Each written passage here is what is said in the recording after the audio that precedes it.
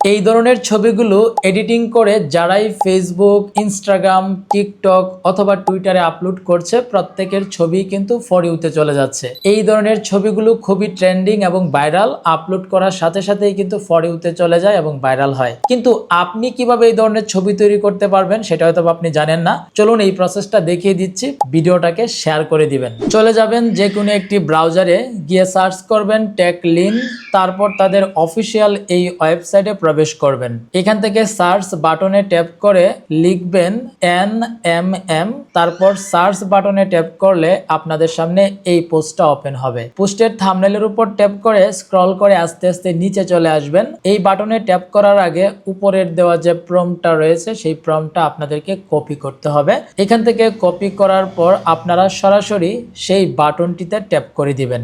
এখান থেকে try BEO এই বাটনে ট্যাপ করবেন, তারপর গেট স্টার্টেড এই বাটনটিতে ট্যাপ করবেন।